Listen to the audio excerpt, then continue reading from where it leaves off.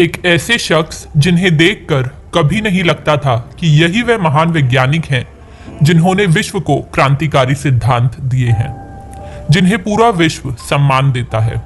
Nobel पुरस्कार भी उनके कामों के सम्मुख बौना पड़ता है। ये महान व्यक्ति और कोई नहीं बल्कि विश्व प्रसिद्ध वैज्ञानिक एल्बर्ट आइंस्टाइन थे। एल्बर्ट आइंस्टाइन 14 मार्च 1879 में जर्मनी के एक साधारण परिवार में जन्मे थे। पिता बिजली के सामान का छोटा सा कारखाना चलाते थे, माँ घर का कामकाज करती थी। एल्बर्ट आइंस्टाइन के लालन पालन की जिम्मेदारी इनके चाचा ने निभाई थी।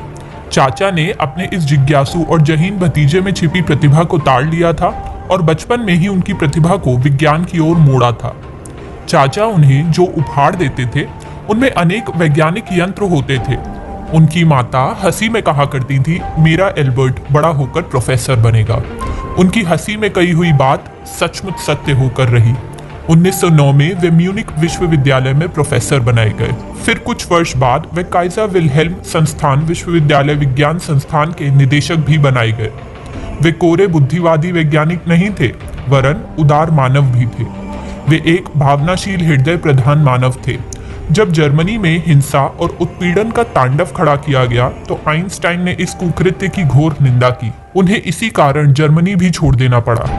स्वयं को वे साधारण सा व्यक्ति मानते थे। तो चलिए अब हम लोग आइंस्टाइन के बचपन के बारे में पढ़ते हैं। आइंस्टाइन अपने बचपन में बहुत ही जिज्ञासा रखने वाले बच्चे हुआ करते थे और अपने स्कूल में अपने शिक्षक से बहुत सारे प्रश्न पूछा करते थे। कभी कभी उनके शिक्षक भी उनके सवालों से चिढ़ जाते थे।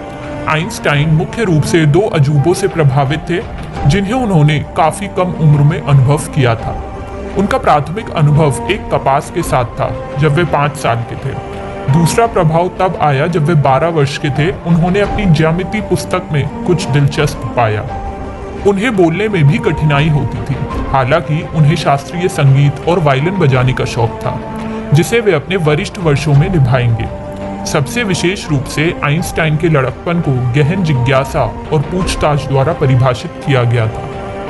आइंस्टाइन की अगर हम एजुकेशन की बात करें तो गणित और भौतिकी यानी कि मैथ्स और फिजिक्स में उनके अद्भुत प्रदर्शन के कारण उन्हें Swiss federal institute of technology में प्रवेश मिला और उन्होंने स्नातक यानी कि ग्रेजुएशन की पढ़ाई पूरी की।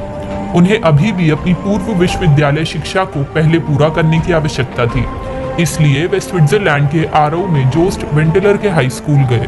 तो चलिए अब हम लोग आइंस्टाइन की मैरिड लाइफ के बारे में पढ़ते हैं। आइंस्टाइन ने 6 जनवरी 1903 को मिलेवा मारिच से शादी की। मिलेवा सर्बियाई भौतिकी की छात्रा थी। ज्यूरिख में स्कूल जाते समय आइंस्टाइन और मिलेवा की मुलाकात हुई थी।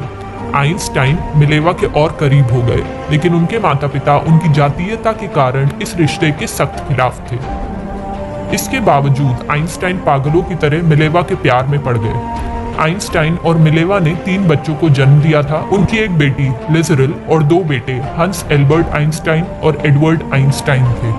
आइंस्टाइन के करियर की अगर हम बात करें तो स्नातक यानी कि ग्रेजुएशन की पढ़ाई पूरी करने के बाद उन्हें कई चुनौतियों का सामना करना पड़ा। 1902 में किसी के रेफरेंस से आइंस्टाइन को स्विस पेटेंट ऑफिस में क्लर्क की नौकरी मिल गई। वह पहली बार था। आइंस्टाइन स्थिरता खोजने में सक्षम थे। एक क्लर्क के रूप में अपनी नौकरी के साथ आइंस्टाइन को Swiss federal institute of technology में उन सभी अवधारणाओं का विस्तार और पॉलिश करने का उत्कृष्ट अवसर मिला जिन्हें उन्होंने समझा था। उस समय उन्होंने अपने सबसे लोकप्रिय प्रमेय प्रिंसिपल ऑफ रिलेटिविटी पर काम किया। 1905 में आइंस्टाइन ने एनालैंड डेर फिजिक में 4 पत्र प्रकाशित किए। एनालैंड डेर फिजिक उस समय की सबसे प्रसिद्ध भौतिकी पत्रिकाओं में से एक थी। फोटो इलेक्ट्रिक प्रभाव और ब्राउनियन गति उनमें से 2 विषय थे। अन्य 2 जिन्होंने E=mc² और सापेक्षता के विशेष सिद्धांत को रेखांकित किया, आइंस्टाइन के करियर और विज्ञान के विकास में महत्वपूर्ण थे। तो चलिए अब हम लोग एल्बर्ट आइंस्टाइन के आविष्कारों के बारे में पढ़ते हैं। पहला, सापेक्षता का सिद्धांत। सापेक्षता का सिद्धांत एक सिद्धांत है जो बताता है कि ब्रह्मांड कैसे काम करता है। एल्बर्ट आइंस्टाइन की यह व्याख्या कि गुरुत्वाकर्षण अंतरिक्ष समय के ताने बाने को कैसे प्रभावित करता है सामान्य सापेक्षता के रूप में जाना जाता है। 1915 में प्रकाशित इस परिकल्पना ने आइंस्टाइन के विशेष सापेक्षता के सिद्धांत पर सुधार किया। जिसे उन्होंने 10 साल पहले प्रकाशित किया था।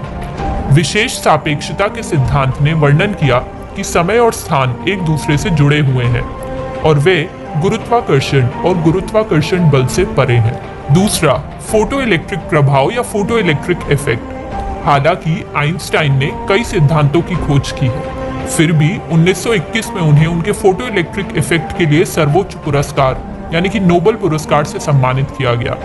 फोटो इलेक्ट्रिक प्रभाव यानी कि फोटो इलेक्ट्रिक इफेक्ट में उन्होंने समझाया कि प्रकाश की दोहरी प्रकृति है। प्रकाश एक तरंग की तरह कार्य करता है और एक कण की तरह भी कार्य करता है। उनकी थ्योरी पर अभी भी काफी रिसर्च चल रही है। तीसरा, आइंस्टाइन का सिद्धांत और परमाणु बम। संयुक्त राज्य अमेरिका ने क्रमशः 6 और 9 अगस्त 1945 को हिरोशिमा और नागासाकी पर परमाणु बमों से हमला किया। इन हमलों में 1,29,000 से 2,26,000 लोगों की हत्या की गई, जिनमें से अधिकांश नागरिक थे। आइंस्टाइन ने परमाणु बम का आविष्कार नहीं किया है, लेकिन आइंस्टाइन के सिद्धांतों ने परमाणु बम बनाने में महत्वपूर्ण भूमिका निभाई है। बाद में उन्हें इस बात का बहुत दुख हुआ कि उनके द्वारा बनाए गए सूत्र पूरी मानवता के लिए खतरा बन सकते हैं। तो चलिए अब हम लोग एल्बर्ट आइंस्टाइन के नोबेल पुरस्कार के बारे में पढ़ते हैं। 1921 वह वर्ष था जब दुनिया जिज्ञासु होने की शक्ति और चमत्कार को देखने वाली थी।